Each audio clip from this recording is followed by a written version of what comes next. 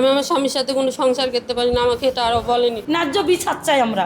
আপনার প্রোগ্রাম একদিকে আর জীবন একদিকে। আমাদের হাজার মানুষ সেবায় নেই, ভালো হয়ে যায়, আবার কেউ খারাপ হতে পারে, এটা আমাদের হাতে নয়। রাজশাহীর লক্ষ্মীপুরে অবস্থিত আল আমান হাসপাতালের বিরুদ্ধে চিকিৎসায় চরম অবহেলা ও ভুল অস্ত্রোপচারের গুরুতর অভিযোগ উঠেছে। টিউবার অপারেশনের নামে এক নারীর জরায়ু কেটে ফেলার পাশাপাশি পরবর্তীতে ক্ষতিপূরণ না দিয়ে উল্টো হুমকি দেওয়ার অভিযোগ পাওয়া গেছে।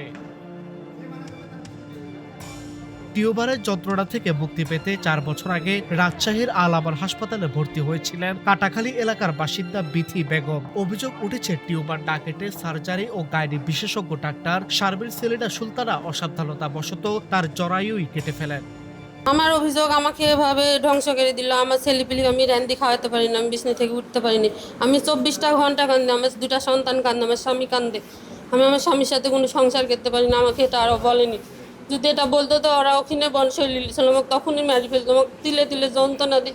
4টা বছর এলাম, আমি যে যন্ত্রণা ভোগ করছি, আমি বলি বেঁচে আছে, অন্য কোনো মানুষ এত যন্ত্রণা সহ্য করে বেঁচে থাকতে পারে না।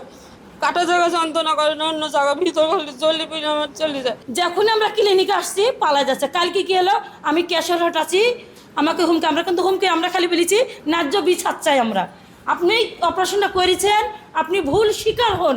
আজ আমার ক্ষতি করবেন, কাল আরেক সন্তানের মায়ের ক্ষতি করবেন, আরেক মায়ের ক্ষতি করবেন। 2 দিন এরকম আমরা সুইসাইড থেকে বাঁচাইছি। আমাদের দাবি একটাই যে আমাদের রোগী কিভাবে সুস্থ করা যায়, কিভাবে সংগত করে যাবে এটি করবে, আর কোনো জানে মানুষের ক্ষয়ক্ষতি এভাবে জীবনে না করে, এটাই আমাদের দাবি। ছোট একটা টিউমার কাটবে, এটাই তো অপারেশন ওনার।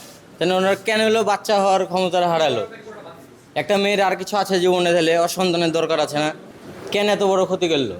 ঘটনার বিষয় জানতে আল আমান হাসপাতালের পরিচালক মোখলিসুর রহমানের সাথে যোগাযোগ করা হলে তিনি প্রথমে কথা বলতে অনীহা প্রকাশ করেন, পরবর্তীতে সব অভিযোগ অস্বীকার করেন। অন্যদিকে অভিযুক্ত ডাক্তার শারমিন সেলিনা সুলতানের সাথে একাধিকবার চেষ্টা করেও তার ফোন বন্ধ পাওয়া যায়। ওদেরকে যে প্রস্তাবটা রেখেছেন যে 10 লাখ টাকা দেবে, এটা কিসের প্রস্তাব রাখছেন? একেবারে বাজে কথা। না আপনার না না, 1 টাকা দেওয়ার জন্য বলি নাই, অবশ্যই বলছি। 1টি টাকা দেওয়ার জন্য বলি। আমাদের কাছে আছে। প্রমাণ করেন, আপনি যান প্রমাণ করেন, ঠিক আছে প্রমাণ করেন। কারো সুস্থতার জন্য আমরা নই, আল্লাহ তাআলার হাতে সুস্থতা।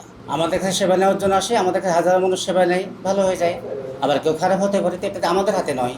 ভুক্তভোগী নারীর লিখিত অভিযোগ পেয়ে বিষয়টি গুরুত্বের সাথে তদন্ত করা হচ্ছে বলে জানিয়েছেন রাজপাড়া থানার ভারপ্রাপ্ত কর্মকর্তা আবুল কালাম আজাদ।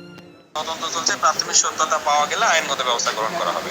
আচ্ছা, ঠিক আছে ভাই, ধন্যবাদ। 22 সালের অভিযোগ, আপনি চিন্তা করেন, 22 সালের অভিযোগ, ডাক্তারি বিষয়, এগুলো আমাদের জানার কথাও না। আমরা তদন্ত করতেছি, এটা আচ্ছা, তদন্তপূর্বক আইনগত ব্যবস্থা গ্রহণ করা হবে। ঠিক আছে, ঠিক আছে, ধন্যবাদ ভাই, ধন্যবাদ। ভুল চিকিৎসার বিচার এবং জীবনের নিরাপত্তা চেয়ে এখন দাঁড়ে দাঁড়ে ঘুরছেন অসহায় এই নারী। চিকিৎসা সেবার নামে এমন অবহেলা দৃষ্টান্তমূলক শাস্তি চান তিনি ও স্থানীয়রা।